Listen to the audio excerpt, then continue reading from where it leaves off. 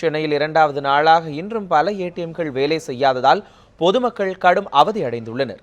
கடந்த 8ஆம் தேதி இரவு 12 மணி முதல் பழைய 500 மற்றும் 1000 ரூபாய் நோட்டுகள் செல்லாது என பிரதமர் மோடி அறிவித்திருந்தார். இதனைத் தொடர்ந்து அடுத்த 2 தினங்களுக்கு ஏடிஎம் இயந்திரங்கள் செயல்படாது என அறிவிக்கப்பட்ட நிலையில் நேற்று முதல் மக்கள் ஏடிஎம்களில் பணத்தை எடுத்து வருகின்றனர். அதிக அளவிலான ஏடிஎம் இயந்திரங்கள் நேற்று வேலை செய்யாததால் மக்கள் கடும் அவதி அடைந்தனர். இந்நிலையில் இரண்டாவது நாளான இன்றும் பல இடங்களில் ஏடிஎம் இயந்திரங்கள் செயல்படாததால் பொதுமக்கள் செய்வதறியாது தவித்து வருகின்றனர். இன்றைக்கும் பாருங்கள், பல இடத்துல ஏடிஎம் முழுசாக திறக்கவே இல்லை. பொதுமக்கள்லாம் ரொம்ப பாதிக்கப்படுறாங்க. கொஞ்சம் கூட புரிஞ்சுக்க மாட்டாங்க. ஏற்கனவே ரேஷன் கார்டுன்னு சொல்லிட்டு ரேஷன் கார்டில் எவ்வளோ பேர் க்யூவில் போய் நிற்கிறாங்க. பெட்ரோல் பேங்க் க்யூ அது போதாது. எங்கள் பணத்தை நாங்கள் எடுக்கிறதே நாங்கள் க்யூவில் எவ்வளோ நிற்க வேண்டியிருக்கு. 4 நாளாக வேறு எந்த வேலையும் செய்ய முடியல. இப்படியே பேங்க்கில் போய் ஒரு 100 ரூபா கை செலவு வேணா கூட போய் மாற்ற நின்று இருக்க வேண்டியிருக்கு. ஊரில் எல்லா பேங்க்லேயும் கூட்டமாக தான் இருக்குது. இங்கே கொஞ்சம் பரவாயில்ல. ஐஓபியில் நேற்றுக்கு பரவாயில்ல, இன்றைக்கெல்லாம் சரியான கூட்டமாக இருக்குது. அதனால தான் இவ்வளோ தூரத்தில் இந்த பிரான்ச்சுக்கு வந்திருக்கோம்.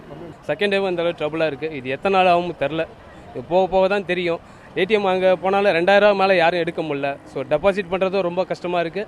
விட்ராக்கும் ரொம்ப இதுவாக இருக்குது, டிஃபிகல்ட்டாக இருக்குது. HDFC பேங்க்கில் பார்த்தா நிறைய பேருக்கு வந்து 5000 ருபீஸ் வித்ட்ராலாம் ரிஜெக்ட் பண்ணி அனுப்புகிறாங்க. அதுவும் இல்லாமல் நிறைய டாக்குமெண்ட்ஸ் கொடுக்க சொல்கிறாங்க. வெரிஃபிகேஷன் அந்த மாதிரி நிறைய ப்ராசஸ் இருக்கிறதுனால நிறைய மக்கள் ரொம்ப டிலே ஆகுது, கொஞ்சம் ஸ்ட்ரகிள் பண்ணுறாங்க. இதனிடையே இதுவரை வங்கிகளில் கொடுத்து மாற்றப்பட்ட ரூபாய் நோட்டுகளின் எண்ணிக்கை மற்றும் அதற்கான முழு விவரங்கள் வரும் திங்கட்கிழமை தெரியவரும் என ரிசர்வ் வங்கியின் மண்டல இயக்குநர் சதகத்துல்லா தெரிவித்திருக்கிறார். கடந்த 2 நாட்களில் மட்டும் தமிழக வங்கிகளில் 1300 கோடி ரூபாய் வரை டெபாசிட் செய்யப்பட்டிருப்பதாகவும் புழக்கத்தில் உள்ள 2300 கோடி ரூபாய் மதிப்பிலான பழைய 500 மற்றும் 1000 ரூபாய் நோட்டுகள் முற்றிலுமாக அழிக்கப்படும் என்றும் தெரிவித்தார்.